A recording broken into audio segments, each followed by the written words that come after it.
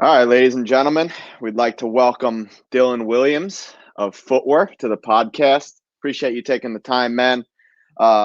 Really enjoyed the podcast with you and Sean, and really love your journey and mindset. So, of course, wanted to have you on and really hear your story. I know you've had quite a great story. So, yeah, man, if you could just introduce yourself to the audience, your name, where you're from, position, hmm and then hmm talk a little bit about your journey. Yeah, first off, thanks for having me, man. It's a pleasure to be here. I'm Dylan Williams. For those of you who've never seen or heard me before, one half of Footwork Podcast, who Rick was just on telling us his amazing story. So a little bit about me. I grew up in upstate New York, if you want to call it that. All the Long Island people will definitely call it that. It's about 1 hour north of New York City. Um, Grew up playing pretty normal club ball, high school ball. Went to college at a small D3 school called SUNY Oneonta in upstate New York. A very good team. We went to two Final Fours, so like a really solid D3 program there. Um, I enjoyed some good accolades. I was All American for 2 years. Conference player, things like this, and I've spent some time out on left wing, right wing, but I would say I'm a center mid. I'm like an 8, box to box. This is kind of my game, and yeah, I mean I have a long story since college, but that's a little bit about how I kind of grew into trying to play professionally, and just realizing that this was my calling and something that I really wanted to pursue. Mm-hmm. For sure, man. So where'd you play your youth football? So I played at it was like a local club. I'm from Monroe, New York, so it was like a local Okay. club growing up. And then I went over to this Soccer Plus Academy. We had the Mm-hmm. name Academy, but it wasn't a true academy. And that was in Newburgh, New York, if anyone's ever heard of that. So that was a very good level. Unfortunately, some politics kind of split us up as kids, and then I went on to Ramapo, Mm-hmm. Ramapo Valley, I believe. So Mm-hmm. not the most prestigious youth clubs playing up, but we were always there in state cup and in the final four, final eight, things like this, playing in the big tournaments, Bethesda, Disney, Mm-hmm. things like this, Potomac. Mm-hmm. You know, so didn't have the name, and I think that might have hurt me a little bit going into college. Not getting as many Division 1 looks, but Mm-hmm. yeah, I mean it is what it is, and it helped me become the player I am today. For sure, for sure. So how did obviously it's very cold up there. Did you do a lot of your training indoors with the clubs? Yeah, I mean the winter was always I don't know if you remember those, like you remember those yellow sponge balls? Oh yeah, yeah. Oh, that was like, yeah, that was a big part of it. I mean, winters were Uh-huh. even worse back then. So a lot of indoor on gym floors, really working on your touch and things like this. And as a kid, you don't know any better, this is just For sure. this is what you're used to. And Mm, we didn't have that futsal growing up, like I didn't play futsal until I was in high school. yeah. Like I didn't even know that there was a ball that existed that, didn't bounce like this. Ours were like going all over the place. Uh-huh. Uh-huh. So yeah, a lot of training in the winter, I'm sure, like you did yourself. Of course. Of course. Yeah, so like you said, you said you knew football was your calling. When did you really realize that? That's a What bit of age? a roller coaster ride for me because, early on in, like those yearbook things where you say what you want to be when you grow up. I have a few Yeah. pictures still saved on my phone too. I love them. I look back at them and it's like, what do you want to be when you grow up? And it's a soccer player, you know, Mm-hmm. favorite subject, math. I don't know, that kind of shit. But Yeah. I have that a few times. And as a kid, I really truly believed it. And Mm-hmm. I think as I got older, it became less realistic to me just because of the opportunities I was getting, going to a Division 3 team, not playing in one of the best club teams. And I Mm-hmm. just felt like, I don't know, maybe I didn't say it out loud, but I definitely felt this wasn't as possible as, as a kid, you couldn't tell me otherwise. Mm-hmm. And Yeah, I mean, in college, it came back to me again just because I was having a lot of fun playing. We had an amazing group of guys, amazing coach, Coach Byrne there. And I Mm-hmm. just felt like I was really developing as a player. And one of the main things was I didn't feel like I hit a pinnacle yet. Like I felt like Mm-hmm. there's no way that this is as good as I can be. Like I can get to another level. Mm-hmm. And it wasn't even really about like being a professional. I mean, yeah, it sounded nice, and I'm sure I posted on Instagram a few times about professional contracts and stuff, but it really came down to like I knew I could get better and I just wanted to see how far I could take it. Mm-hmm. No, it's interesting, man, because I'm sure you get the question a lot. I always get the question of, am I too old to play professional, or, Yeah. what's the correct age? And at the end Mm-hmm. of the day, what I've really discovered on my journey, speaking to other players and coaching other people and seeing everyone else's journey, it's these cliche sayings that, your path is your path. It's your own journey. And, Mm-hmm. it's really true because, like I've talked about many times before, you see guys like Rooney, other guys who broke into the first team at 15, 16. They have a different path. They've been playing first team minutes, um, you know, from that age, putting those minutes on their body.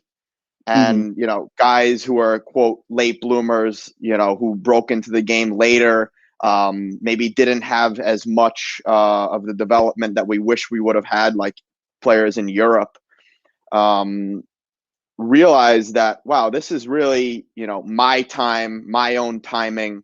And if I take my development into my own hands and I am really about this life and I'm really committed, then I can make it happen. And that's Mm-hmm. kind of what it sounds like what you've gone through. Um, how was you like the youth system? How often were you training per week? Were there other players interested in getting into college, things like that? Yeah, so we had players that were interested in getting into college.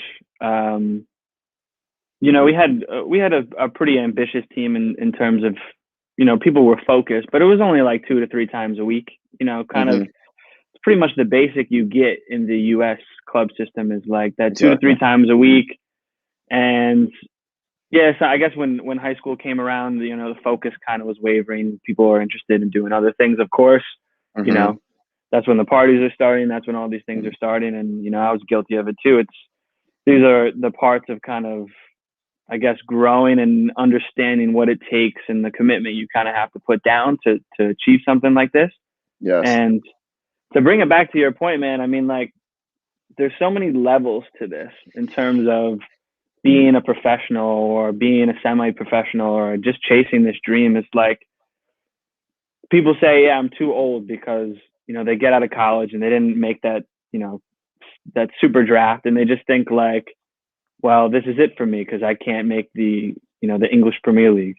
I Hmm. can't make it to Serie A. I can't make the Bundesliga. But there's just so many levels, especially abroad, as you know, that you can still like achieve that dream and get something that get an experience that you never really thought was possible. Like playing like I'm in Germany now, and I'm sure we'll get into that later. But just playing in front of some of these fans that are like hardcore for a fourth tier German team is just unreal. It's Yeah. just something that you just wish you could throw at people like this is what you could experience if you just give it a shot because yeah, you didn't grow up in the Man U youth system and obviously that is a very, very big, advantage for these guys, but there's levels to it. And if you have Yes. the ability and then of course, even bigger is the determination to get better and adapt, then there's so many levels to this professional game. It's unreal. Love that 100%. And I think one of the big things is also, people love metrics, people love numbers, and sometimes, they are good to go off of. But when you tell, your boys or your family in the beginning back home, who might not be as familiar with European football, that, I'm playing fifth tier Germany, just got into fourth tier. They don't see it as ambitious and they don't realize how much of a, quote, religion it is over in Europe, Mm-hmm. and Mm-hmm. how serious these people take it. And Yeah, just like you exactly. said, there is so many levels to it. And like we talked about on your podcast, and what I love to get into is, football really teaches us about, life, and really teaches us about our journey personally. Everyone Mm-hmm. likes talking about personal development. And one of the best things you can do to, quote, find yourself is chase your dream. And Mm-hmm. no matter what anyone says, you just keep going. And as we both know, the guys who do make it, and do end up playing like against Bayer Leverkusen, Werder Bremen, guys, Hanover that you've played against, are the ones who stay consistent and persistent on the path, and they don't really care what others are saying Mm-hmm. behind their back, or what are you doing? Because I had a couple friends do that. I'm sure you did. Like, oh, why are you going over there playing fifth tier or this and that? And you just stick to your path at the end of the day if you really believe it's for you. Yeah, it's 100% right. That self-belief is the most important thing when you do something even close to this. I mean, in really any realm of life, when you go into something, the self-belief is the thing that's going to drive you to do the best that you can, to be the best version of yourself. And yeah, so out of college, I had a job already lined up. I had said yes to it with this investment bank called JP Morgan, where I was set up in investment banking in a very good part of it. And this was like, what I was business economics in college. And, coming out, it was like, I think 75 grand, something like this, like first year, money I've never seen before as a college student, scraping by to get beers and drinks and, just have a Natty good time Lights. in college. Yeah. Get the Natty Lights, whatever's on special at the gas station or Rite Aid. And yeah, that was a very hard decision for me, because at the time, I was coming out of college. I wasn't getting like professional looks, even though I enjoyed I would say a very good college career. And it was like, well, do I do this? Do I take, quote unquote, the safe route? There was nothing wrong with that route. There was good people who were doing it. I had some friends that were doing it. I was in the city, great place to be. And, I was making money. I would be comfortable. But there was just something ticking in me that was like, I could come back to this. And, I'm very lucky and very, very grateful for the circle that I've, I have around me, and that the people that I allow into my circle, because, they were saying like, yeah, like it is a tough thing to give up, but if it's not your dream, you could always come back to this. You could work investment banking in your 30s if that's something you want to do. And they weren't just yes man too, though. They were like, Awesome. if you say no to this, you have to literally give everything to pursue this dream. So yeah, I did have people who were telling me I was crazy. I had someone come up to me and was like, you turned down that job to do what? Like, you played at a D3 college. You think you're going to be a professional soccer player? And, those things fuel, I'm sure you're the same way. The haters are motivation. Exactly. It's just great fuel. And obviously I want to prove it to myself, but I love proving people wrong. And I have no, doubts about that. And I'm not ashamed or embarrassed to admit that. Like, I love proving people wrong. And I love when people talk, and then, I kind of hopefully can show up with some action. And, it was a tough decision back then, but I mean, something obviously I wouldn't have changed for the world, especially with how far I've come and how much I've learned. Yeah, I love that, man. Two things to say, to that is, my stepdad always told me, because I was actually, when I first went to school, I was majoring in pre-dentistry. Like, what was I doing? He's like, you can always be a dentist, doctor, lawyer at any age, but you can't always be a footballer. And that's just the truth. Like, and to add to that, what I've realized is, we're not, in a relationship. We're not married with a wife and kids. So now is the time to be that journeyman. And as we both know, you learn so much from it. Yeah. Yeah. Yeah. Didn't mean to cut you off there, but it's like, no way. It's the 20s. I feel and this is not to hate on anyone who's doing something a little differently than me, but I just feel like your 20s are a good time to really find yourself and then just explore. I mean, Yes. Maybe these are just my, values and things that I really highly value. When you take those tests and it's like, like the kind of like the personality test. Yeah. You know, like how much do you value this at work? And it's like, you know, money, you know, good people around you and things like this. Like when I would take those, money would never be like the highest. And that was part of the reason why I kind of, you know, discovered like, okay, I need to try something else first and then come back and reassess. Because like adventure is one thing that I value so much, like pushing myself outside of my comfort zone, you know, really pushing boundaries and learning. These are like the things that I love the most. And I'm sure you feel the same way. We can apply these very, very well, especially in the last, how long has it been since college? 4 or 5 years now. So yeah. No, I love that, man. And something I always refer back to is you can always make more money, but you can't make more time. And, you know, what I've realized, and, you know, like we talked about on your podcast, is, you know, these experiences and these things that these life qualities, these characteristics we continue and have developed living over here in a foreign country, like you said, putting yourself in different in a uncomfortable zone, not being in your comfort zone, new languages, new culture to discover, how to really not finagle your way, but, you know, communicate with people and work things out. That'll be valuable for the rest of our life. And those skills, I really have discovered one of the most important things for me is just like being able to build personal relationships with people, like true personal relationships. And the second thing is putting energy and passion and love into what you do, because when you do that, people feel that.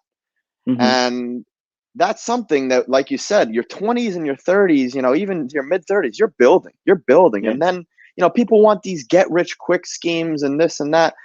But what we learn over here, chasing what we're doing, is we can use this for the rest of our life and build legacy and build wealth and teach people. And that's what I've really come to love about this journey.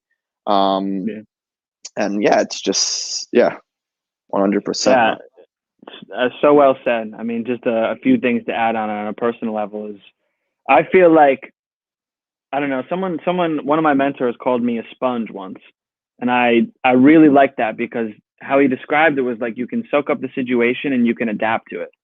That like adaptability, like the things that I've had to adapt to in these last 4 or 5 years, I just feel like I can really handle anything from a different route, from a different business path, from life.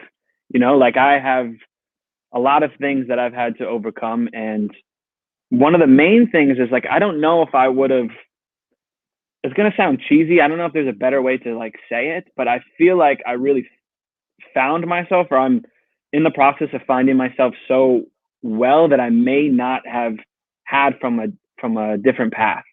You know what I mean? Like if I had taken that job, I just don't know if I would have truly like come to terms with who I am and who I want to be and the things that I value and the relationships I value. And who knows, maybe, but it feels like it kind of worked out well and for a reason in this. And there was one other point with what you said. And I think it just comes down to like the amount of energy we put into something like this, like the get rich quick schemes and, you know, working for the paycheck is just, think of how much energy you are wasting on something that you don't actually enjoy. Like there are so many hours of your life that you are putting into something that you don't like. And to me, and you're that putting is a very someone else's name instead of behind your name. Yeah, of course. And I mean, even if you did have a boss, like even in that situation, that's fine. But if you liked what you were doing and you found value in it and you enjoyed it enough to put energy and like enough of like, you know, your passion and just the type of person you could be, like your potential into something, to me, that is something that is invaluable and something that I personally need to have in my life. And I've found that on this journey where I just don't think I could do something again after this, you know, when this path is over, that I truly didn't feel like I could put hours of my passion and my talent into. It's just, it's really taught me what is needed in my life. I feel like Mm-hmm. on the biggest scale. For sure. No, I love that, and I love the adaptability part, and also, it's based. I like to always call it like the solution based mindset. So it's like, throw whatever you want at me, and I'll figure it out. And that's what I hear in your voice, and I think you really have to quote survive over here and Mm-hmm. keep going. Yeah, it's a little trick that I do sometimes. Is it's like it's a similar thing, but I guess it's more slang. Like, have you ever heard someone say like, "I want all the smoke"? You ever heard that? Yeah. Sometimes when I see myself in like a challenging situation, I kind of say that to myself, and I don't know why, but it just kind of tricks me into like, yeah, I want all the smoke. Like, let's go. Like, Mm-hmm, mm-hmm. I'm ready for Bring this. it on. Yeah. It's just one of those things. Yeah, it's like I'm ready. I can adapt to anything. Mm-hmm, mm-hmm. Love it. No, and then one thing I wanted to give out, little practical tip for the listeners that I do that I learned from combination of David Goggins and that guy Tom Biglio at Impact Theory. Whenever you have someone that actually doesn't believe in you and has the balls to come up to you and say something or whatever, write it in your notepad. And whenever you have that urge not to train, not to do some of the extras, not to give it your all at training, not to, take care of your diet and your sleep, look back at those names. Because sometimes, like Dylan said, you got to prove it to yourself, which is huge. But sometimes that dark side motivation really helps you. And it's something that I've done that's really helped me over the years. Just in your notepad, write the names, and it's quite simple. Yeah, absolutely. I've done similar things where I've wrote it on pieces of paper. People who told me I'd never play at this certain level or something. And Sean and I talked about this on our podcast. Is like we flirt with the idea of sending these people postcards, but we haven't quite got there yet. But maybe one day. You never know. That's awesome. That's awesome. But yeah, man, let's get back into it. So how'd you get recruited for Oneonta? So just from club ball, I think from some state cup games. Coach Ian Byrne there, legend. Grew up in South Africa, played professional ball there, and had trials in England and things like this. Like, really knows the sport, really knows the game. And I think he was a similar player to myself. So I was, a pretty skinny guy, not the tallest. But I was good on the ball. I have good vision and, good work ethic. And I think I have a very good mind for the game as an American. Mm-hmm. And sometimes it takes a foreign coach to see those things, I think. Yes. He saw that, and he was honest with me. He's like, I don't know how you're going to adapt to the physical game. And in my mind, I'm like, come on, like, I can adapt to the physical game. And then sure enough, I didn't prove him wrong, but I was, kind of rewarding him for giving that trust in me. And I played well. And yeah, Oneonta, college ball was a very, very good time for me, for my teammates. And yeah, I think it's easy to say, like, I wish I would have just gone to Europe before then. But I think for me, college was necessary because it really helped me develop into a player that I thought personally that I had the confidence in, where I could take this somewhere, whether it was in the US or abroad. I feel like, some people may not need that, and you can really do well with having those 4 extra years. But for me, it was like, I needed those 4 years to become a better player, especially mentally. Mm-hmm. Mm-hmm. No, for sure. I love that. Because at the beginning of the conversation, you mentioned how good the group was, how good the camaraderie over there was. And I think, like you said, being in that environment, being in that community is so helpful to really, like you said, discover that true love and that want to play at the next level and really just enjoy the game, and find yourself within the game. And as we both know, like you said before, that confidence, that self-belief is the biggest thing. And when you have that self-belief and that confidence, then you can play your best football. But yeah, I like how you said that. What was the thing that you really noticed about that community of footballers that really helped you gain that confidence and take your game to the next level?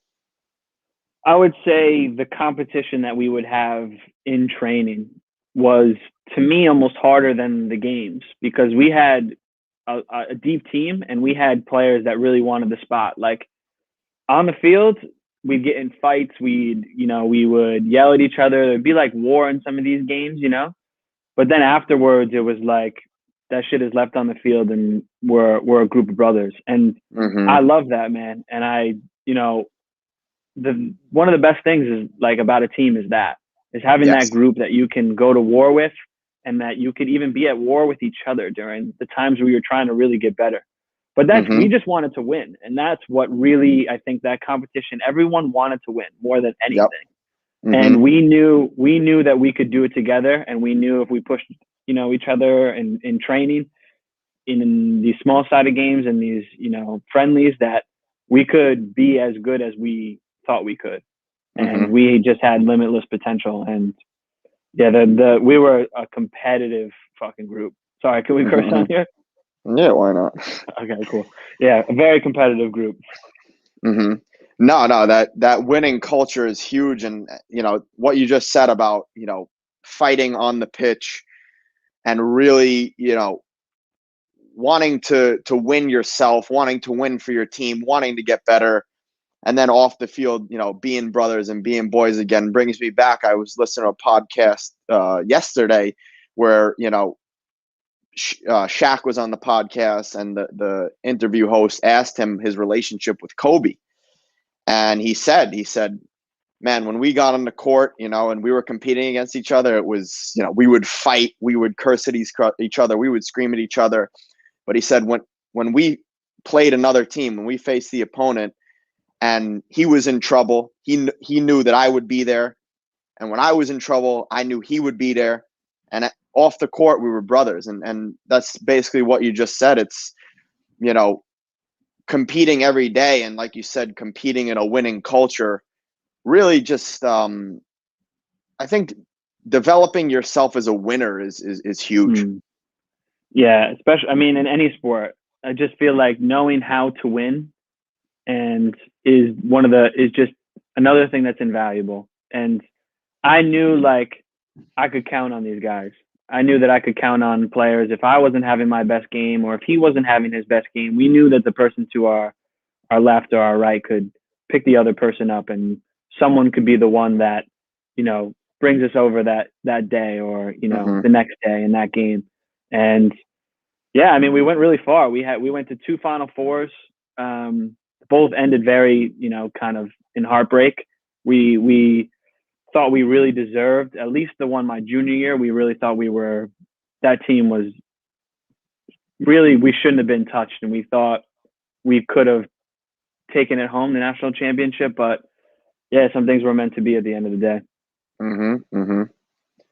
Interesting, man. So after your 4 years at Oneonta, what was your next step? How did, like you said, you declined the offer at JP Morgan. What was, your next step after that? So even just to take it back to how my college career actually ended, was we went into a penalty shootout in the Final Four, and mine was saved. And that was how I ended my college career. And that was a very, very hard pill to swallow for many months. And I had like, Sean and I from Footwork, we were training that whole year, and we were training in the off season because we were thinking about like, well, I can't speak for him, but I was thinking like, yeah, we could, try out for some teams and try and keep this thing going. But in my head, I was also juggling that JP Morgan offer. And then how my college career ended kind of had another seed in my head, planted another seed. Like, I can't go out like this. I can't go out on a miss. Like, no way. Yeah. So, as graduation kind of came around, that's when I ultimately, after a few like really tough days of conversations with parents and things, like I decided to decline that offer. And then I didn't have anything at the time, but I was in talks with a few clubs, like a few USL clubs, about trials, but nothing ever materialized. And I was very naive to the game. I thought like I was going to walk into these places. But again, I played D3. These people don't know me. Like, how many D1 players are coming out? How many foreigners are coming out? And this is when the USL and NASL were like, they were growing and they were getting a lot of good talent. So I was doing combines. I did a few different combines. One was this InfoSport one, which was like the week before the MLS draft combine in Florida. And I spent like too much money on it was BS, complete BS, as some of these combines can be. I did another one in Virginia, which was like, okay, but I wasn't picked, even though I thought I did very well. And, these things were kind of knocking me down a little bit and kind of I was questioning like, what am I going to do here? So I signed with an NPSL club. So amateur club, kind of from my area, Kingston Stockade. It was their first season, great group of guys, great organization. They really make it like feel pro, but at the end of the day, it wasn't. And it was only a summer season. So, I did well in that. And then I was trying to take, still this energy for playing into some more combines. And I did a soccer visa combine. So with Joe Funicello and his whole organization and group. And yeah, it was like a few day combine. There was an ID one first where they try and get some of the good players. And I did well. And I went to the next round or whatever it was. It was I think a month later. And first day I do well. Second day I'm doing very well in like the games. Because I think the first day was only like kind of mechanic stuff and then maybe some small side and maybe some finishing. I did well. And then the second day was the full fielded friendlies. And I think I scored, had an assist. And then during that game, I go up for a header and totally accidentally, another guy is going up and he kind of reaches his elbow out. Yeah. And clocks me right here, like in the cheekbone kind of area. Yeah. And at the time, it hurt like hell, man. I was like, God damn, but I didn't think like I was gonna come off. Like I didn't think there was anything like super wrong with me. I just thought like he got in a good shot and then my nose was bleeding. So they put in like one of those tampon things and it soaked through, like completely soaked through quickly. And so they put in another one and then I like tried to go back out and they were looking at me and like everything was kind of swelling up and they were like, nah, man, you got to go to like the emergency room. So I go to the emergency room and sure enough, like my entire cheekbone is shattered, like completely shattered. And I needed like plastic surgery, I guess. I mean, that sounds kind of weird, but it was in terms I have now titanium in here, like in my cheek, all from this combine. Now, luckily, I mean, I don't know if it was a good thing or a bad thing at the end of the day, but luckily I did well enough before that where they were very impressed. And maybe I just went out on a good note. Like I didn't make any mistakes after that and I didn't have to go to the next day. So they just had this one idea of me in their head, I guess. And yeah, they just like, they told me I was on my way home because I had to go set up like some things with doctors and get surgery. But they called me and they said they were very impressed and they were going to be on the lookout for me. It's basically what it was. So I was still, kind of in an area of unknown. I had no idea what was going to happen. And then I'm away Thanksgiving with some family and I get a call from one of the guys there and he's like, I have this contract for you, this team in Tasmania, Australia. I'm like, what Tasmania? What the hell? And he's like, yeah, it's second tier, like it's this, gives me all the details and stuff. Like this is when the season starts. And he's like, yeah, take a little bit of time, think it over.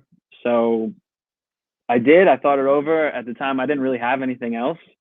I was looking into some other things, but I kind of just decided to take that leap. And luckily enough, I was getting my surgery very soon, and their season ran a little bit differently than the European seasons. It's more like the Scandinavian, where I believe it's like March to October, something like this. So it gave me enough time to get my surgery and heal and work my way up a little bit in fitness.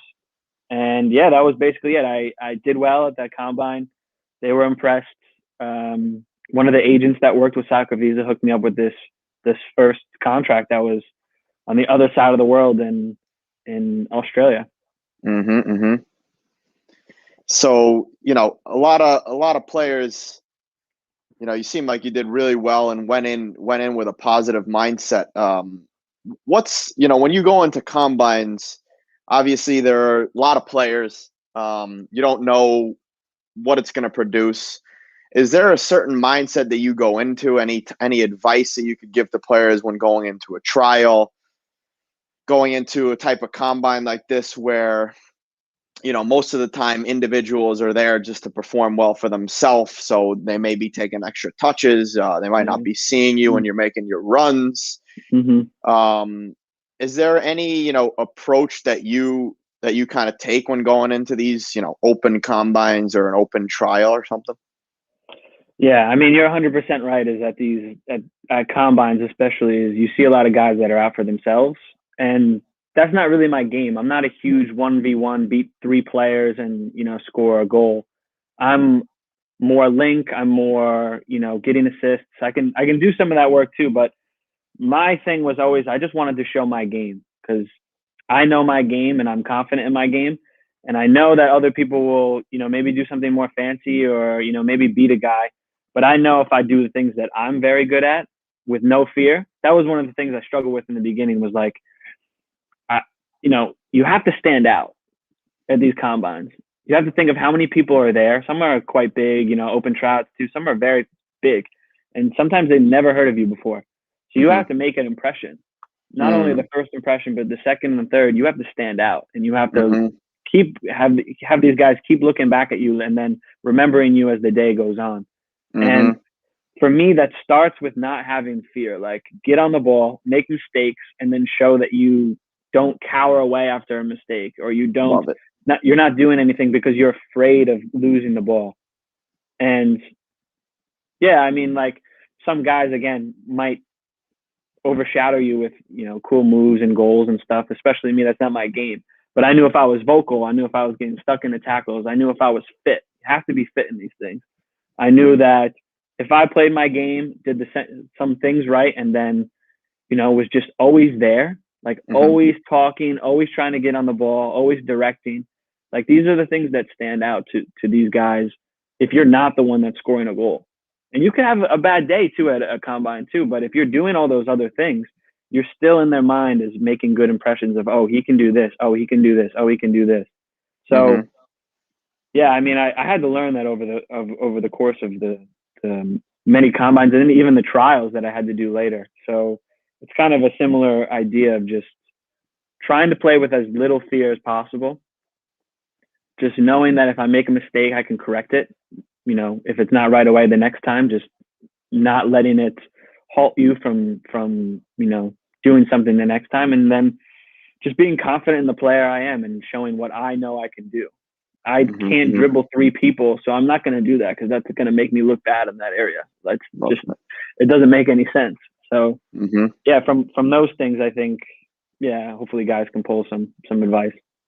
No, I love that, man. And I love the knowing and identifying your strengths and playing to them. And then also knowing your weaknesses and, not hiding from them, but not going to those. And what I also hear in that, and what I always have thought about is, people say, you want to be that standout player, and that's 100% true. But being a standout player doesn't mean that you have to go do 4 scissors, beat a guy, and score. Like you said, being a standout player can be that guy who's consistent, gets on the ball, vocal, makes things happen, and like you said, reacts well to their mistakes. And then also, what digging back to before what you said about Coach Bernard Oneonta, there may be some coaches watching, or for example, Joe. I mean, he's had experience in Europe. He knows the game, so he can look past the physical presence.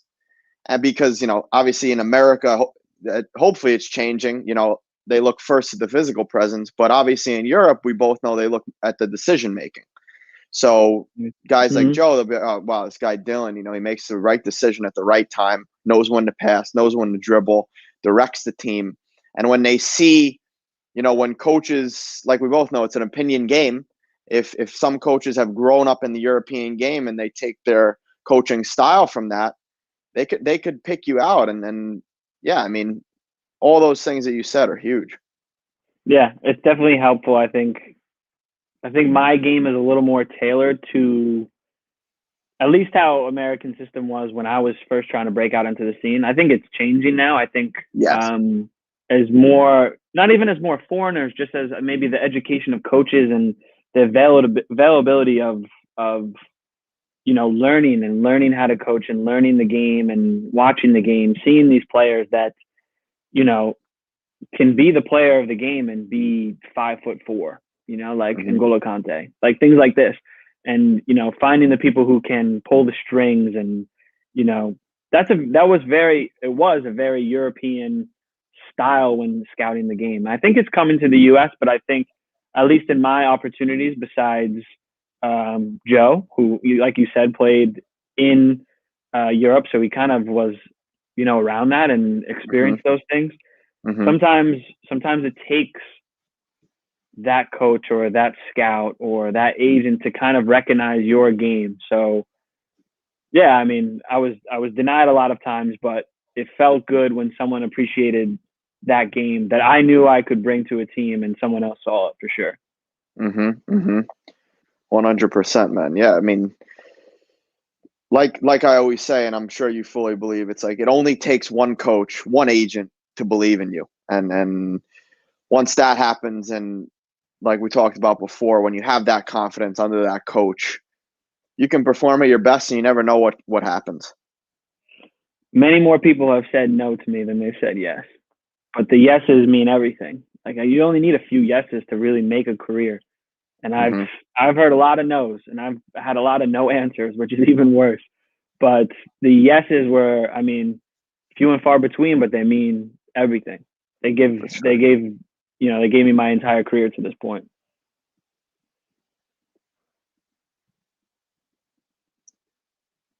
Sorry, you cut out for a bit.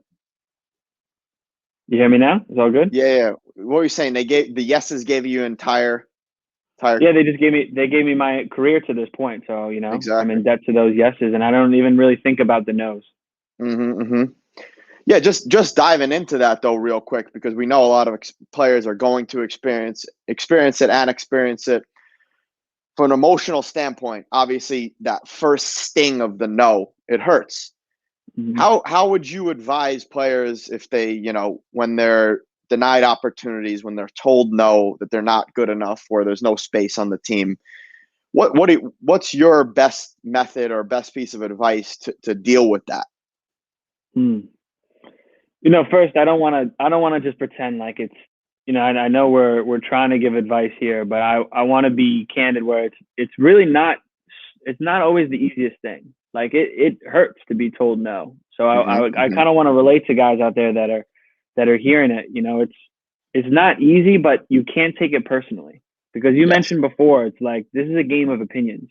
And there's a lot of coaches that said no to me at levels that were less than the level I'm playing at now.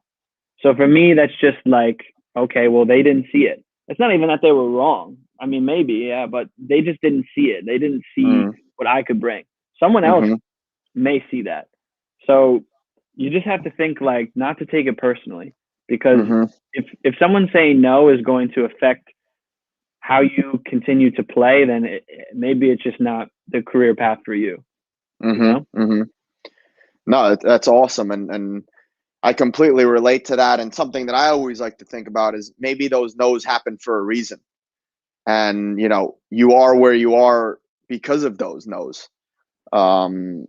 And looking back on it, you can, like we said from the beginning, you use those no's to your fuel. And then, like you said, sometimes the coach may not notice it. Sometimes you weren't on your best day. And at the end of the day, it could all work out for the right reasons. Yeah, 100%. Like I said, I've been said no to teams that were not as good as the team I'm on now. So for me, if those teams would say yes, maybe I didn't make it to this level, maybe I was at a Exactly. standstill somewhere else. So I count my blessings in those no's because one, it shaped me to just be a little more thick-skinned and then, kind of dive deeper into the trust of myself. Like for if anyone never listened to the audiobook from Russ, it's called It's All in Your Head. And he kind of just Nah, talks never about listened. like that. Have you ever heard it? Nah, I gotta listen. It's good, man. You would love it. It's a quick listen too. I think it's only like a Okay. 2 hour audiobook. So Really? it's completely doable on a trip somewhere. Love it. And he kind of just talks about like you have to be your biggest believer. And I felt like when people were saying no to me, and this is to anyone out there, if someone's saying no to you, you can kind of take it in two ways. You can take it as, okay, they may be right, or you can dive deeper into your self-belief. Mm-hmm. Now, like, be realistic with yourself. Like, if you don't have what it takes, this is something else you kind of have to be intrinsic about and realize. But if you're confident and you can, and you have people around you who actually believe in you, like you can dive into that self-belief. And I feel like that's the path you want to take when someone says no, it's like that. It's kind of like a fork in the road of, well, you can take that in and be like, yeah, maybe he was right. Or you can, kind of even place your bets more, kind of go more all in on yourself. And I feel like that's a very important thing to do. I'd say, I mean, I wouldn't even just hold it to soccer or to things we're doing. I would say that and anything that you're passionate and confident in yourself about. No, I love it, man. I love it. That self-belief is huge, man. Yeah. But yeah, how did your season in Australia go? How was your experience over there? So it was a little different because I came from such a winning program at Oneonta. Mm-hmm. The NPSL season we did okay, but it wasn't a long season. It wasn't really like a full season.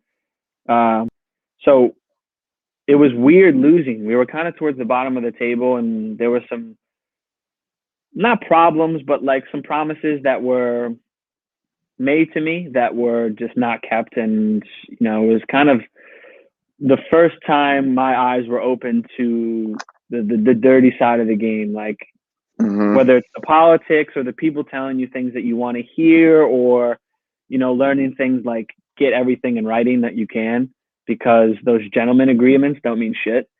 And unless they're from people who are actually mean it, are actually gentlemen. So there was a lot of lessons, rare to find in the game. Exactly, yeah. So I mean, there was a lot of lessons that I learned in the game, because it was in Australia where I was, it was a very hectic style. It was very back and forth.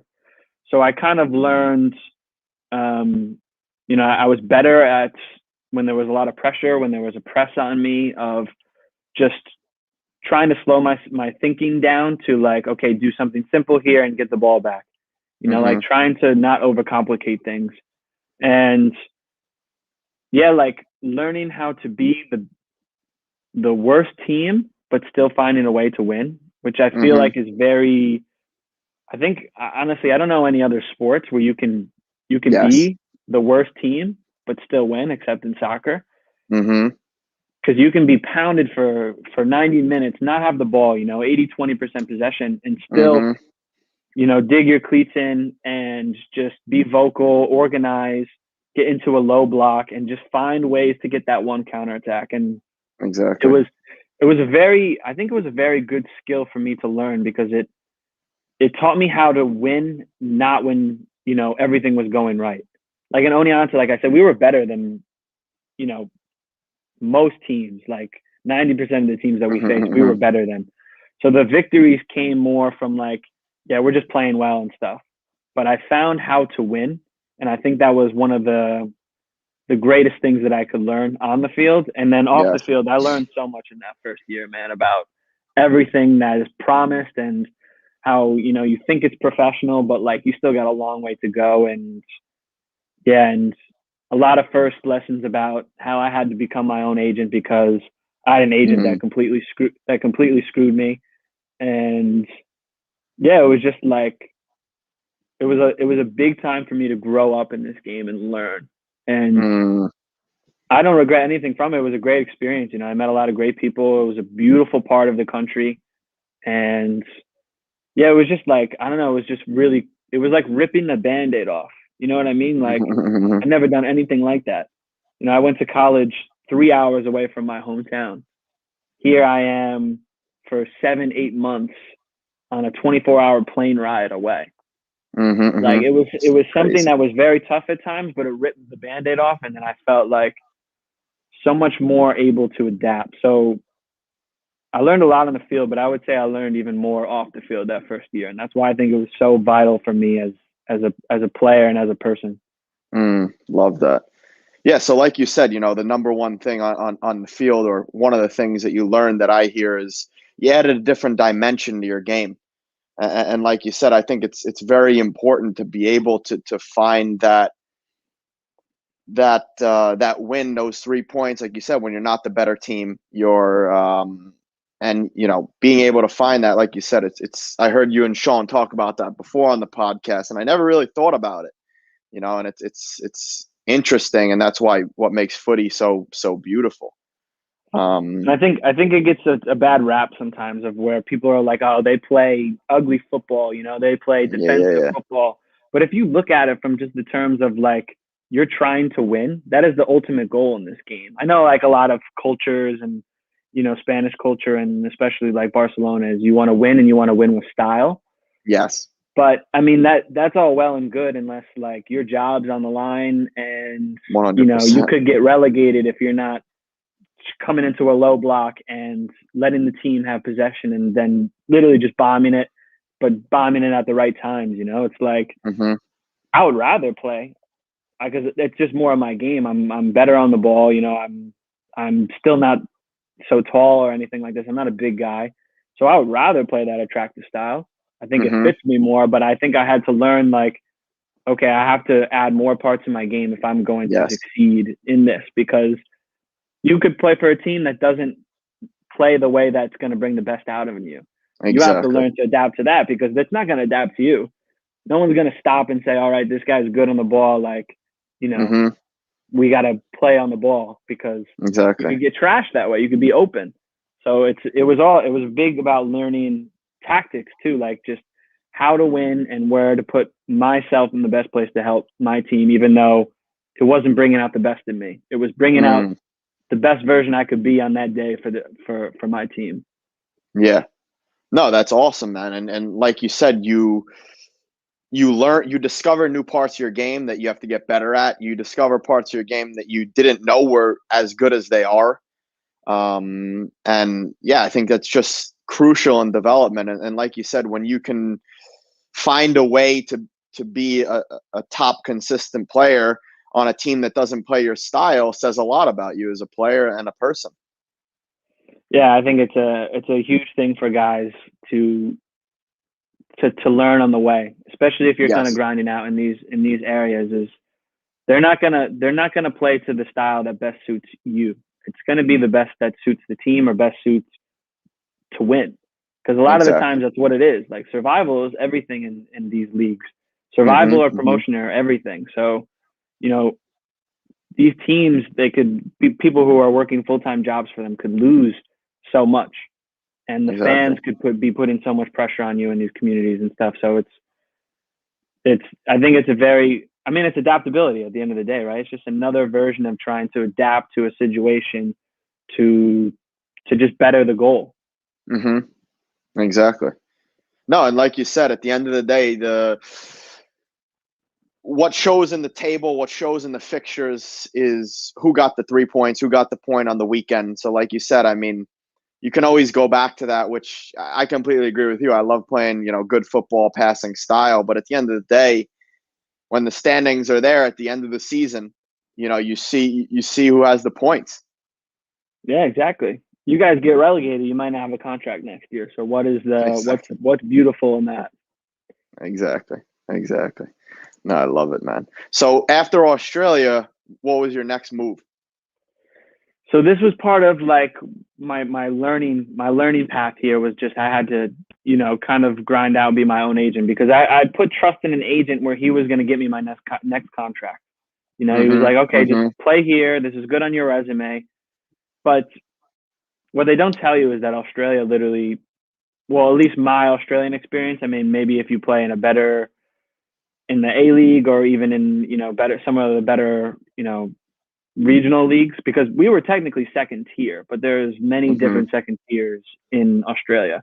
So maybe it looks better at another club. But for me, it was like, you played in Australia. What does that mean? It doesn't mean anything when you're getting into Europe. I mean, I think that is Europe in general. It's like, it doesn't really matter where you were unless you've done it in Europe. And so I was very naive to this, and I just trusted an agent, paid him, and at the end of the day, nothing came from him after that. So I went back to do a few combines, and still is like, not getting the looks. And it was tough for me because I felt like after that first contract, that was like it. It was like, I made it. I won't struggle again.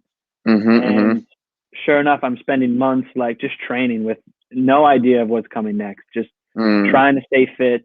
There's a combine here. Like, do I have the money to do this? Like, trying to find these part-time jobs where I could leave at a moment's notice in case I did get a contract. And yeah, I did a few more combines, and then I did this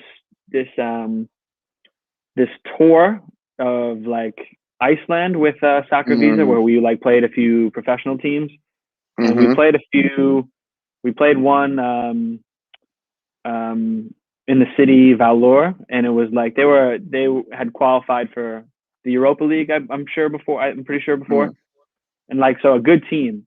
And I played, and I think we ended up losing like 2 or 3, maybe even 4-0.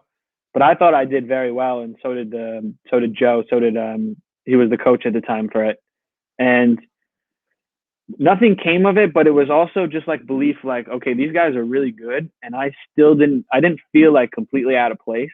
So for me, it was almost like, yeah, it would have been great to get a contract right there or have someone interested in me there. But it gave me another like seed of belief where I was like, I can play at a higher level than what I played at. Like, I can keep reaching for this.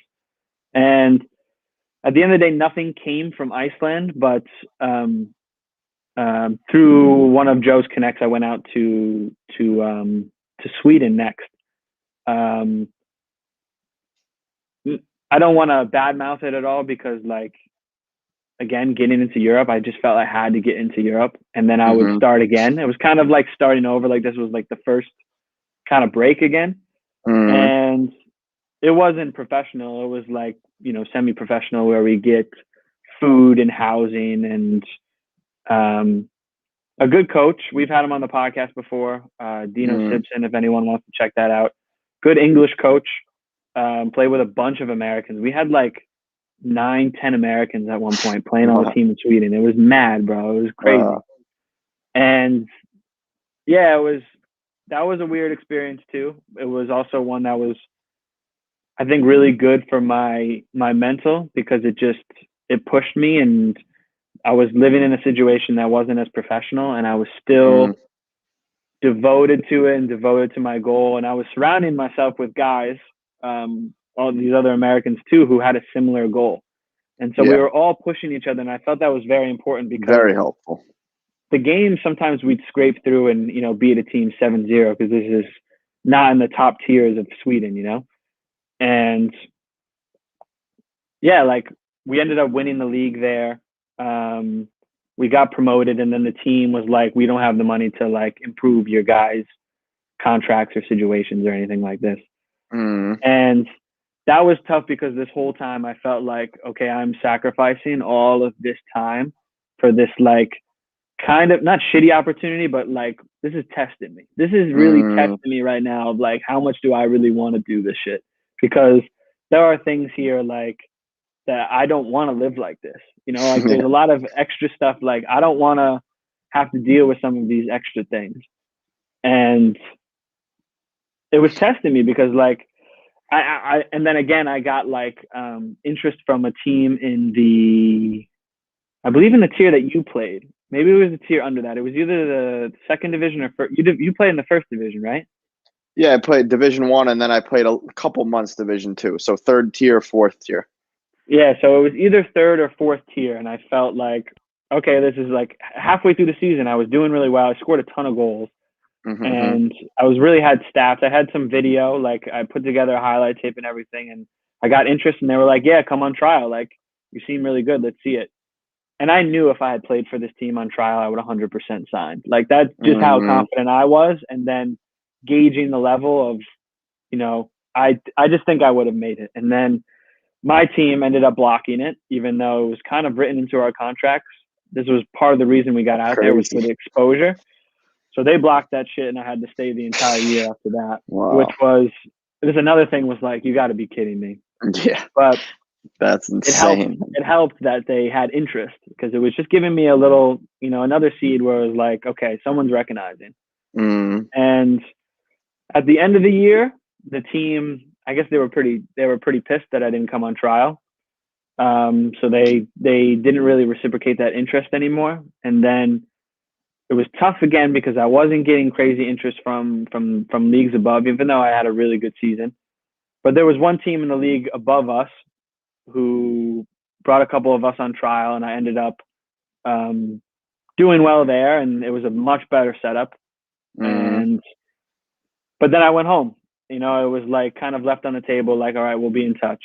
So I went home, and I'm in New York during the winter, and I'm enjoying time being home. I'm blowing off a little steam of somewhat stressful season, although it had, I mean, many perks of living in Europe, living in a beautiful country like Sweden. So many things.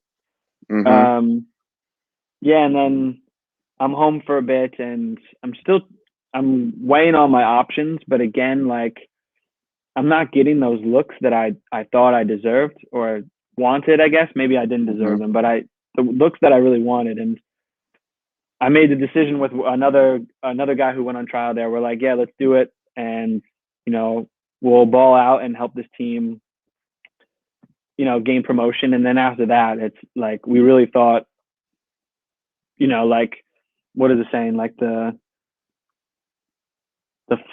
flood levels would, I can't remember the saying, but like, we just thought after that floodgates would open or something. Yeah, something like the floodgates would open. I think that's it. And we just thought, like, after this, it would be like, okay, now we have the stats, we have the video, we're in a more professional situation, a better club. They have better connections. And so I go back to Sweden the second year for a better team, better league. And I'm doing well again. I'm leading the league in assists. I'm playing like 8. What league was this? This was in so I started my career actually in the 6th tier of Swedish football. This was in the 5th tier. So Division 3. Yeah, so Division 3. So I mean, still, like, it's a decent level. Yeah, it's a decent level. It's good. Yeah. It's good. Some good players. A lot of young players that are kind of just coming up, and then hopefully getting into, like, you know, better teams or professional, like U23 professional teams. But I'm doing well, and I knew I could do well. I knew my potential was a little better than this level. So, yeah, I was leading the league in assists. We were doing well. We were first at the table, and then we get this, like, we have to sit with the president and some sporting directors, and they were like, look, like, the Swedish football is really coming down on foreigners in the leagues lower than Division 1. So Division 2, Division 3, Division 4. Maybe it had something to do with the year before when we had 10 Americans in Sweden. I've heard stories where, like, teams in northern Sweden would bring in like 6 or 7 African guys, and then really, you know, kind of put them in one, like, tiny little house, and, you know, just kind of take advantage of, like, people who shouldn't be taken advantage of, you know, like, crazy, man. And those guys will put up with it, you know. You know, I mean, that's what's always amazed me with Africans, man. They'll take, I always compare, like, whenever someone, like, you know, bashes their situation, I put it into perspective with those guys. These guys, they'll sleep on a floor just to get an opportunity, man. Like, and they're always smiling. They're always happy. So it's like, dude, if they could be happy in that situation, I say to myself, stop being stop being a little bitch and put it into perspective, man. Yeah, I mean, like, we're spoiled. I'm serious, right? Like, we're spoiled. We expect these things. I mean, especially when you play college ball. When you play college ball and you see, like, the facilities, like a university has, a college has, you know, a lot of professional or a lot of professional teams don't have those things. Like a a Kentucky or like a Stanford. You're not Yeah. gonna get that unless you're like in the Nah. first Bundesliga, man. Like even second Bundesliga does not have the Yeah. weight rooms and the physio Exactly. rooms and shit. The Exactly. stadium might be a little cooler, but they don't have all that extra shit that like the campus Mhm. of these big D1 schools have. And I had a For sure. fraction of that, but still. But yeah, I mean, where was I with that? Like, yeah, that one that we're spoiled when in comparison Yeah. to African players that are coming over and they don't have that safety net that I have or someone else may have, where they could go back and get a job or something. Like this is they're Exactly. trying to get a way out and they're trying to better their family. Mm. And yeah, I guess they for these reasons and teams taking advantage of them, they were like, yeah, they're cutting down on it and we can't extend your visa. Like we can't fulfill your visa for the full year this time. Mm. And we were like, you got to be kidding me. We tried like some things. I almost like enrolled in a Swedish university just because I felt like I was doing well enough and I was getting there was like a little talk of some interest from some bigger teams and some connections that we were making there. But then after that, it was like, what's next? I had to go home. I had to For go sure. home like 2-3 weeks later. And again, didn't know what was next. I was like, here we are again, back to the drawing board. Mm-hmm. No, and man, Sweden is such a beautiful country. The people are so nice. I mean, great quality place. But no, it's tough. The visa situation there for some reason is a little tougher than other countries in Europe.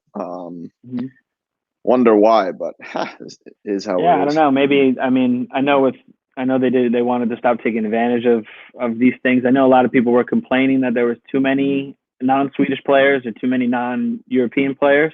Yes. So what that means to me, non-European players, is like there's too many African players. They probably don't care as much about USA, but they're I don't know. I mean, there's still a lot of racism in those areas too. Yes, unfortunately. In Europe in general. I mean, people think that Europe is so far ahead of the US, but in reality, I mean, there's still so much racism here too. Yeah, so. They just they find a better way to not expose it as much, Yeah, but there's still so many pockets when you get into some areas, especially outside of cities, I find. So yeah, it was tough. I mean, I was out of there much earlier than I thought, and it was not at a good time. I kind of had to move quickly, and luckily my co-host and friend Sean was out in Germany. So one of the biggest things when you're on something like this is who you know, who you can trust, who trusts you, like, because if he's helping me, he's got to put his name out there for someone and kind of put his reputation on the line. But we had very similar mindsets, and he knew what I was doing. We were keeping up with each other, staying close, and we played together in college. So I reached out to him, and then I can't even remember, maybe it was less than a month later, I was on a plane out to Germany. So it was a big change. I think it was like from May into June. So kind of heading into that summer transfer window where I had that quick, like, okay, can't rest at home. I don't want to be in New York right now. Like I got to find what's next. No, I love that. And it's something that advice that I always try to give, younger players, even, players of our age who haven't been in the game long is, really whoever you meet and whoever you're playing with, just be first of all a good person, act like a professional on and off the field, and show your ability on the field, because you never know whose uncle's a sporting director here, whose dad's the director here, or where they're going to play next year if they're asking for a guy as a number 8 or a number 6. And having those true, like I said in the beginning, those true strong relationships of trust on both sides is huge, because personally from my side, I've people have helped me out, I've helped others out, but there have also been others who've reached out to me who, they were good players, but off the field they weren't doing the right things. And I think the biggest thing when coming to Europe, especially as a foreigner, is bringing good energy and really trying to bring like that winner mindset to the culture. Mm-hmm. And I think trying to show people that wherever you go, you may not see those results right away, but in 2, 3 years, 4 years, you don't know where that person may be, whether they help you out or you help them out. Yeah, exactly. You really never know. It's like one long job interview where you're just kind of, you just should make the best impression of yourself as much as you can, really. I mean, luckily with Sean, he knew who I was, and we had spent a lot of, key moments together in our soccer careers. But, it happens all the time. And especially when you go into a team, like you have to gel with those players because if you're a foreigner coming in, you're automatically different. One, you don't speak the same mother tongue as them.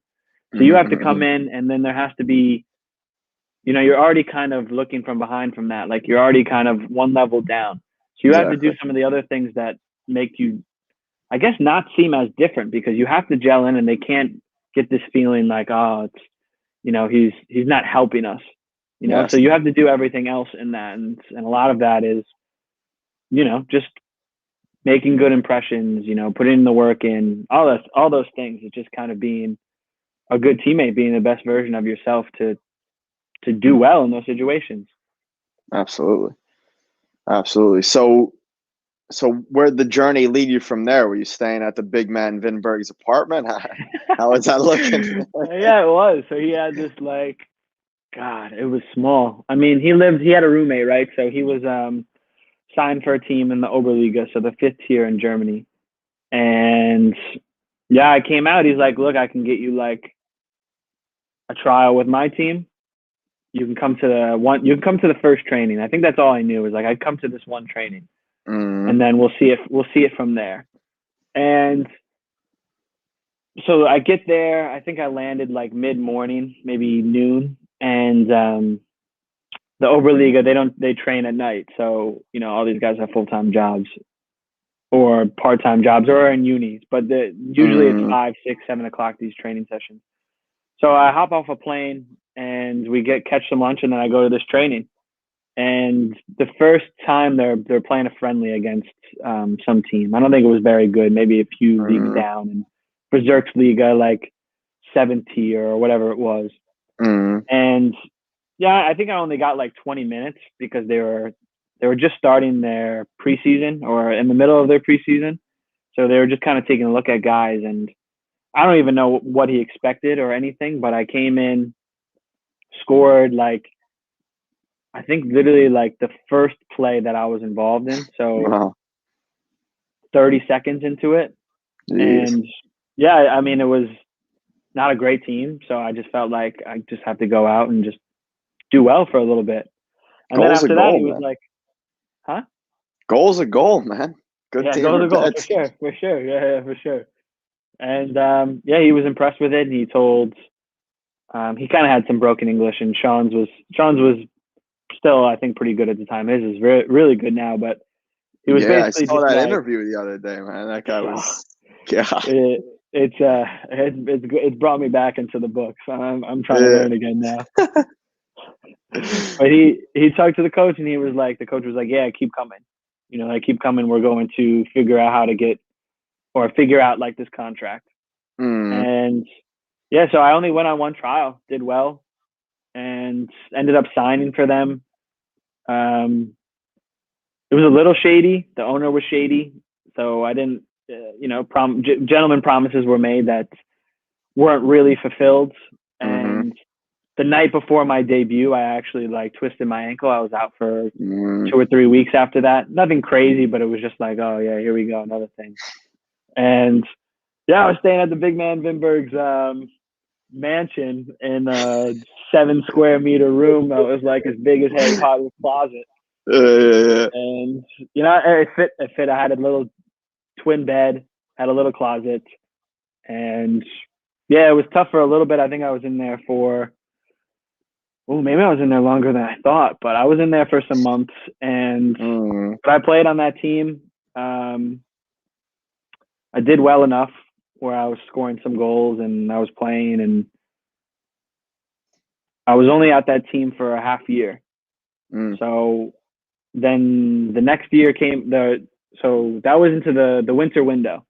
And I had signed, this was part of it, is why this gentleman's agreement, like I wasn't getting as much as I was supposed to be getting in terms of money and stuff. But we inserted this thing where it was like 6 months I could be out. I could be out of my contract in 6 months, which was very key because like this wasn't the final destination. I knew I could play higher than this level. So luckily I worked with an agent here who's my agent now, who you described, you know, a similar guy on your podcast, was just someone who's, you know, just kind of helping you for the right reasons, you know, just a good person that just doesn't just want, you know, your money or anything, is really looking out for you and, you know, values you as a friend too. It's not just like an agent. It's like, he's actually one of my really good friends. Which is so rare. So rare in this game, especially if they're not making a ton of money off of you, because then that could be that fake friendship. But if they're not even making that much money off of you, it's kind of like, why are you doing this? But then there are some, very few and far between, but there are some people who are just, you know, doing it for the right reasons and, you know, believe in you as a player, as a person, or whatever it may be. And which is interesting, you know, as humans, we always think like, yeah, I mean, we're looking out for ourselves, you know, we're like, oh, he's doing this. What kickback is he getting? What kickback does he want? And then like, when he's just trying to be a nice person, you're like, damn, you know, it's nice to find those gems. I almost felt bad, like thinking, like, what does this guy want? Like, kind of being, you know, maybe it's just the American in me. We're just kind of being like, what is this guy's like real motivation? Exactly. You know, like, what's he playing? Like, what is you know? But no, I mean, fantastic guy. You don't meet many like these. So, you know, in my gut, I knew I could trust him after, you know, a few times just being around him and seeing some of the things he was trying to do for me. And so that team that I was on, actually on with Sean, but there was a lot of problems with the team where we weren't doing well. And then there was problems with guys getting paid, not just me. And, you know, a lot of guys quit, actually. We're like, you know, we're not going to play for this owner and he's, you know, screwing us over like this. The coaches quit too. And it was like in complete disarray. So luckily I got onto a team that was doing better. Another Oberliga team, but they were more mid-table. We were on like a kind of a bottom table team. And yeah, like this was in the winter right before Corona. So like January, we're in preseason. February, we play like 2 or 3 games and then season gets postponed at that time. That's all we knew. And, you know, we're sitting on our ass and, you know, just trying to stay fit. Sean and I, we were living together at the time in a better apartment at this point. So I wasn't just living in the closet. I was, you know, a little more comfortable at this time. And yeah, we were just like trying to stay fit, just doing the home workout shit, doing all that kind of stuff. And that season got completely canceled. And I went home for a little bit and then came back and talked to my agent. He was like, yeah, like I got like a few trials with some Regionalliga teams. And so I went on with one. They just weren't, they were kind of interested, but then they were like, yeah, we're looking at some other players. And then they kind of played that game where we were reaching out to them and they weren't really reaching out back to us. So we're like, okay, well, we can't rely on this. So at the end of the day, they didn't. I always relate it to my friends, man. Like that game, like trying to get a girl, like, you know, they're playing hard to get. It's literally the same thing with teams, you know, like if you're putting in more of the work to try to get the date or, you know, get the trial or get the signing, it's like, nah, you know, it's not going to work. Maybe, man. But I think at the end of the day, they just weren't interested and they were just kind of like, we won't tell them no in case we don't find someone else. So he's like, he still has in mind.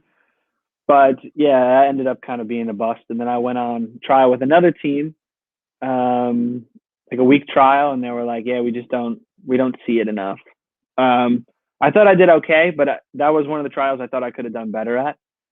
And then Sean had moved up to the Regionalliga, so my friend was in the 4th tier at that time. And my agent helped me get a trial with his team. And I was on trial there, man, for like 3 weeks. I did well. I'm like really buddy with a lot of the guys, and I still have a relationship with them because like I was gelling with a lot of players there. And I was playing well. I did well in the friendlies. You know, I was like showing what I could bring to the team. I was always first or second in the fitness test. Like I'm showing out, and I don't know if they were leading me on. There were some things going on behind, but they had like one more roster spot, and then they ended up giving it to like a more local guy, younger guy, you know, kind of came up in the youth system, I guess. So I think there might have been some pressure from, I don't know who, but for some reason they decided not to take me. And this is after 3 weeks, and just, you know, Sean and I were making plans like, you know, this year we're going to do this. Like we were thinking about how we were going to move into this apartment together and like, you know, really launch or do better with our podcast because we'd be like in the same vibe, same environment. And I just thought like, of course they're going to take me. Like everyone's acting like I'm on the team already. You know, I'm playing well. Like I think I'm going to start on this team or at least earn my starting position. And then like, I get this translated voice message that's like, like we're not going to take him. He can come to training tomorrow and, you know, we can talk more. And I was like, I was almost like, I was like kind of teary eyed. Because it was just like, fucking after all this, man, like there's a 3 no's in a row. Those are the worst, man. Like when you, like you said, when you gel with the teammates, and one of those where the teammates are like, yo, when are you going to sign? Like, you know, we need you, this, that. And then it's they're like, talking about how many stats I'm going to have. They're like, how many goals you're going to have this season? Like, I'm in here. Like, what's the deal? Exactly. Oh, bro, I think I've had like 2 or 3 of those myself. It just leaves a bad taste in your mouth. Oh, 100%. Yeah, and it was really, that night was really tough because it was like, I think Sean and I were actually supposed to release or record a podcast that we were going to release the next day. And I was like, look, Sean, like I can't get on and bullshit my way through this. Like I'm not feeling good about this. This was like a very hard, I mean, like I said, sometimes the no's are very hard to take. So that night it was hard to take. And I didn't really sleep much. It was like, you know, what's going to happen next? And somehow, a team that was in this league too. So eventually the team that I'm with now, they're usually a top 4, top 5 club in the Regional Liga here in this area. And, you know, they're a good team, good players, guys who have played at really good levels, both domestic and abroad. And they're like, yeah, we're looking for an 8. Like, can you come on trial? They were talking to my agent with this. So the Sunday night, I get a rejection from that team. That Sunday night is very tough. Monday, I go to trial with the next team. I was like, I couldn't even think about that now. So like when you asked me before, I kind of had that in mind. Like I didn't have time. Like I had that night, but I didn't have time after that to feel sorry for myself or doubt myself. Because here I had another golden opportunity where at least I could play in front of someone. I could play in front of a team. And then, you know, some kind of weirdly enough, some stars aligned with that one where, you know, some guys left. So some roster spots opened. I was kind of a player they didn't have. And, you know, and then I did well on the trials. And still after that, they were like, we're not sure because we have this one roster spot left and we wanted to take a forward. And then like they found a way where one forward left and they had 2 spots open then, like kind of last minute-ish. And then I ended up signing for that team. It was like kind of weird how it all came together, but it goes back to that notion where a lot of people said no. And this team was actually historically, I mean, and that season and the season prior to that were better than these teams that said no to me. Much better. And had, you know, maybe better facilities and a better name and, you know, maybe better coaching or whatever. It was just seen as a more professional and better club. And it was just like all these people said no, and then they said yes. And this is supposed to be the better team. And all the teams that, you know, are a little lower said no. It was like it comes back to what we said very early in this podcast, where all you need is that one yes. And that yes was better than the no's that I received, because it Mm, got like, this was just an opportunity that I didn't think I was going to be able to get, especially after hearing no from that team. But mhm. I mean, here we are. No, I love that, and I always, when I hear these type of stories, same type of things I've had myself is, that meme, where the guy, he's like it's a cartoon character, and he has like a, an axe or whatever it Max, is, and yeah, then yeah, yeah. there's like gold on the other side, Mm-hmm. and if he just hit it one more time and the wall banged down, he would hit the gold. But it's, you know, at that very last moment, he gave in. But I mean, obviously, like we said in the beginning, you have to realize that you have the ability, you can play at that level, and you feel you can yourself, to keep on going. And this team, like you said, it actually worked out for the better. And sometimes, it's not like you said, the trial before was a bit more smooth. You thought it would work out, but this, sometimes those stars have to align. Injuries, players leave, money issues, Mm-hmm. and you just take that opportunity and run with it, which it seems like you've done. Yeah, I kind of realized that some things were, with both situations, some things were, I think in the earlier trials, I think I could have done better on the first two teams that said no. So I kind of took some takeaways. I had some takeaways from that, like, okay, what I can improve on in these trials and what I can do more. Mm-hmm. So I thought I brought that into the third one, that they ultimately said no, and it was just like, yeah, I didn't have time to doubt myself in that moment. Mm-hmm. Here was another opportunity. It was like, yeah, this was tough to deal with, but look, here's the next one. I think it's kind of like one of the good things about the that American outlook, was like the never Yes. give up attitude that I was kind of instilling and bringing over here. Was like, I mean, maybe it was good that I didn't have time to, like, wallow in that no and be sorry for myself. Maybe that would Mm-hmm. have planted some more doubt. So maybe the timing of it was good, or maybe it was challenging and I did well with the challenge. I mean, I Mm-hmm. don't know, but I knew at the time, okay, that's done. Now I have to focus on this. Here we go. Mm-hmm. No, I love that, and I could relate to that as well myself, where I would text my stepdad or my mom, usually my stepdad, and some kind of thing didn't work out for me, whether it was a bad training or a bad match, didn't sign, and he would always just text me back three simple words: never give in. Winston Churchill. And I always think about that, man. And it's like you Mm. said, you bring that American mentality over to Europe, and they're not used to that. And sometimes, I know on the team right now that I'm on, that's the attitude they love, like that I try to bring to what I do, and try to instill in some of these players that weren't brought up that way. And no, I think like you said from the beginning, um, really trying to, like, the belief, focusing on believing in yourself, and playing to your strengths is huge.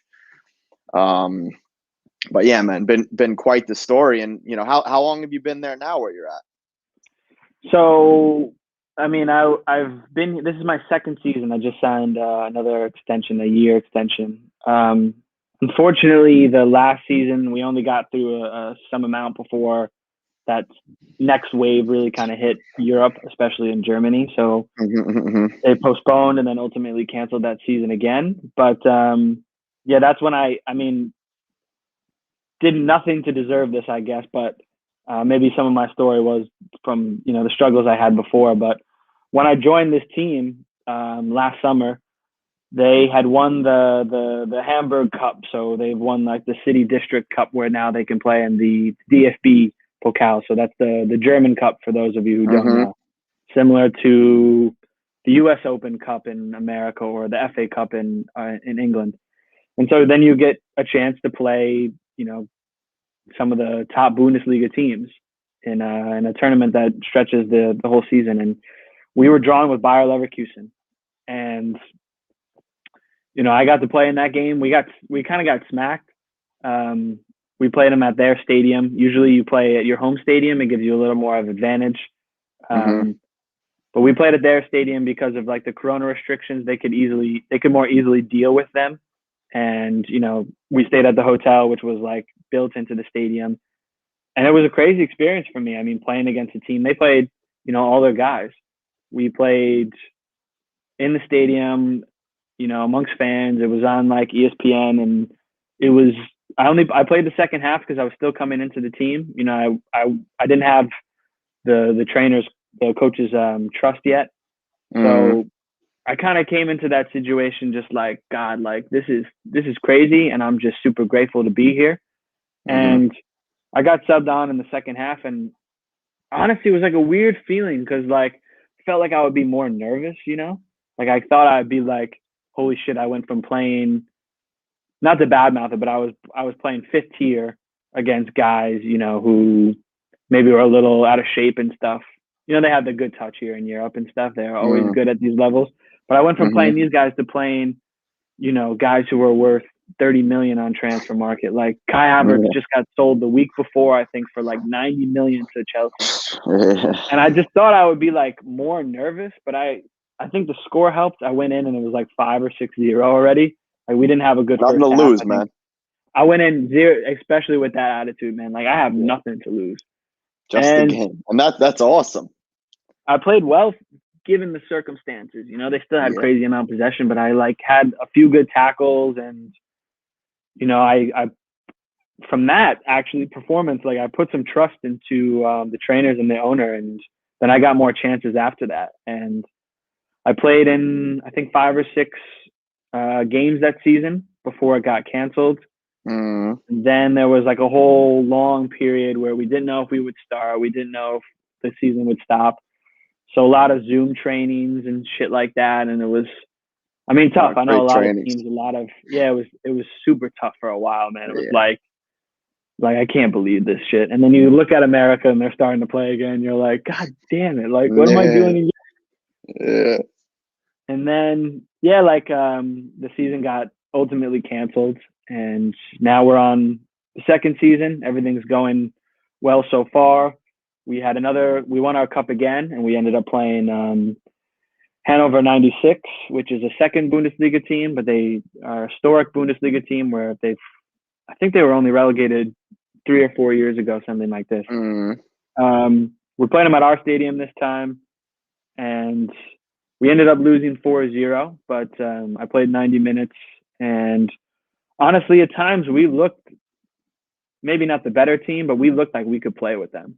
Like we gave up a few kind of, silly mistakes, and those big teams that are making millions will pounce on you for that kind of shit.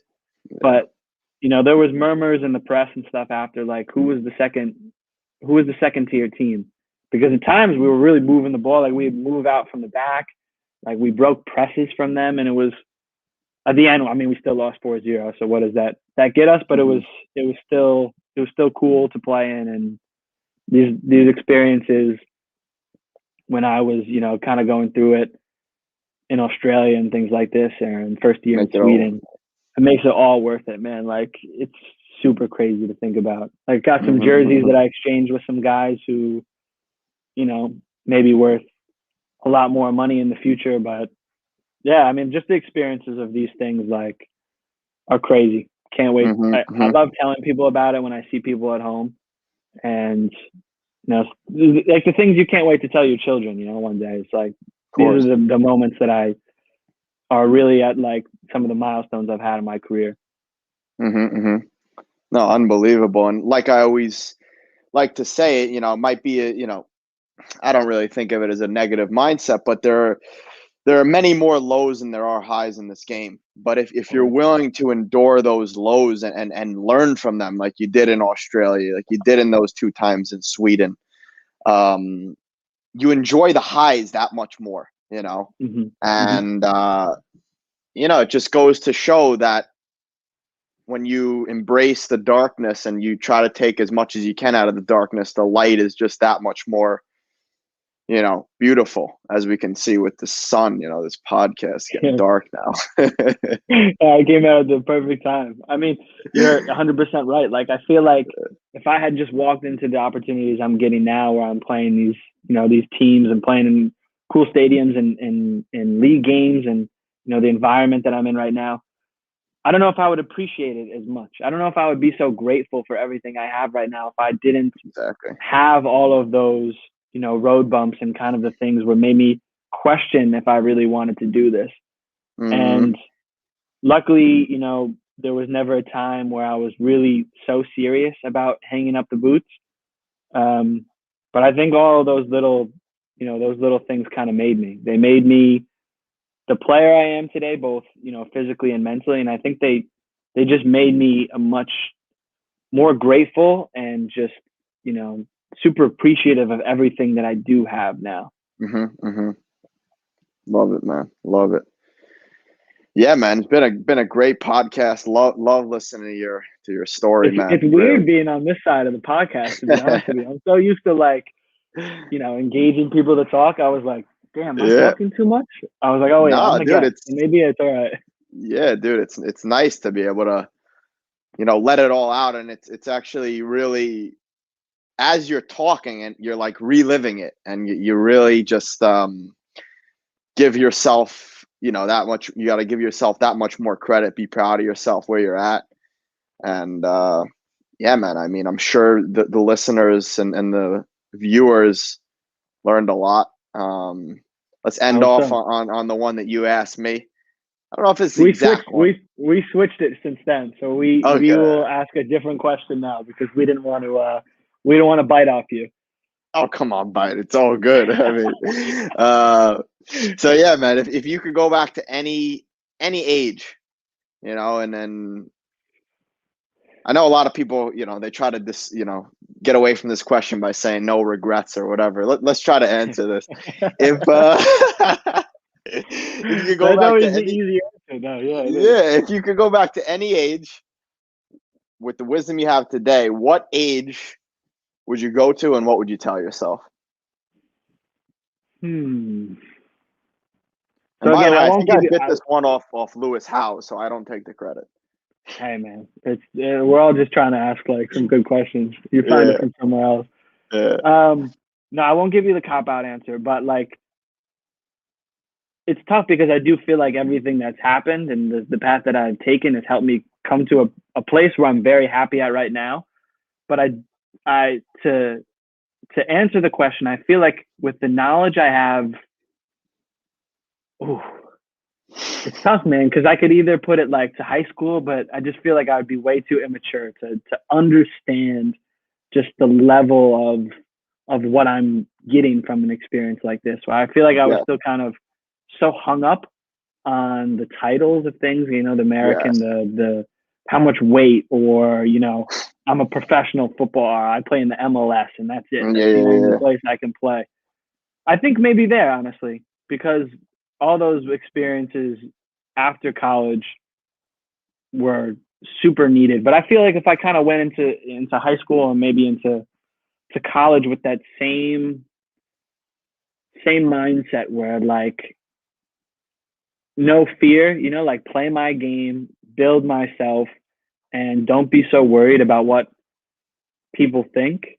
Yeah, I mean, it's 100% to that last sentence. It kind of me springing on there has brought me to the answer I want to give is high school. I feel like if I would have brought this level of confidence and just belief in myself and not caring what people think, I don't know. I think I could have, maybe I have a higher ceiling if I would have started that mind state a little earlier, Of course. Which is so much easier though, man. I wanted to say no regrets. Yeah, no, it's so much easier said than done, man, because that's also what I experienced the same thing, man. And it's natural, it's really just a natural human instinct to, especially at a younger age when your brain's more malleable and you're getting a lot of opinions in your head. People are telling you to do this, do that, not do that. It's tough not to care what other people think. But like you said, man, I think it's such a status even though thing at that age too. It's such a status thing, and it's to think about it now, it seems so silly, but it's just a different level that we just weren't ready for mentally. It's just to think of how much I cared about how I did something, or you know, just, being someone that could kind of fit in with the crowd and, not really truly being myself. I think I found friends where I was able to do that, but it's still at that age, it's like you're too wrapped around what other people think and what other people's perception of you is, instead of just like starting to really unlock what you are, who you are, and like the potential you can bring to something. Yeah. And I 100% agree. And I think one of the biggest parts of it is, in that high school age, we're stuck in this bubble. We think the most important thing is to be the coolest kid in high school, hang out with the popular kids, go to the parties, do this, do that. And we look back at it now, it's just like you laugh and it's like, all that stuff doesn't even matter anyway. Those top popular kids, in high school, where are they at now? So it's like, at the end of the day, you gotta, like we've done, chase what you want to chase and really believe in what you believe in, because when you do, I think others catch that drift, catch that energy from you, and they'll be inspired by you. Yeah, I appreciate that, man. I mean, I'm no finished project. Like I feel like there's still things I'm learning, some things I want to improve on, that maybe in a few years I'll look back and be like, it was silly that I, was thinking like this. But I feel like when your heart's in the right position and you're doing things for the right reasons, that's what I try and encourage people to do, because 100%. Maybe your dream isn't like anything like this. So I don't always want to, give this notion that it's like, this is the best way to do things. But your way has to be your way, not someone else's way. It has to be like your own path, and has to be true to yourself, your values. And if you have shitty values, then I guess that's just on you. Like I can't really help you there. But I want people to do things for the right reasons, follow their dreams, just, be grateful for what they have, and really just realize that this is like your life. It's no one else's. And if you live for other people, then you'll never truly be as happy as you can be. And you won't just be hitting that ceiling of potential of who you can be. And like, your potential could be wasted on something that you're doing right now. So with our podcast, with Footwork, with you, I find inspiration in your stuff a lot, with other guys too. And I hope, people can take these lessons, some things that we've learned, like we learned from other people, and just see like there's not one path, and you can do whatever you can do, just if you put 100% into it. You have that self-belief, and you do things out of love and for the right reasons, and not just to get something out of it always. No, I love it, man. Let's end off on that. Really appreciate you coming on, man. Drop some plugs. Where can people find you? Get people on the Footwork grind. Yeah. Hit us up. I mean, we had Rick, if you want to start with that episode, like amazing episode where we chopped it up for almost maybe 2 hours or something like that. Yeah. We said it all. It was a great episode, and we can't wait to have you back on again. Love it. But yeah, find us at Footwork Podcast. We're on Instagram, Footwork_podcast. You can find me, Dylan, 2Ns _Williams. You can find us anywhere, YouTube, Twitter, these things. We're building the brand. So we think we have some good content, and we're just trying to take ourselves to the next level. So hopefully you guys, find some things in there, reach out to us anytime. We try and answer as many people as that reach out to us with any questions, and try and help as many people as we can, kind of doing the same thing, different things, but we believe in making your own path, following your dreams, and putting everything both mentally and physically into it. So that sounds like something that's up people's alleys. Hopefully it is, because I'm sure people who are like Rick Fit, I think they would like Footwork too. So come over, see some of the stuff we're putting out, and keep supporting this guy, man. Rick Fit, the legend. Appreciate it, brother. And I was gonna say, if honestly, like if you guys and girls DM me on Instagram and I don't answer, unfortunately those DMs have really gotten flooded. Go over to their page, shoot them the same message, and they'll probably have a No, similar he's right. answer to He's me. right. No, he's Similar right. answer I to mean, me, unless it's a he gets, sweet ting, you know.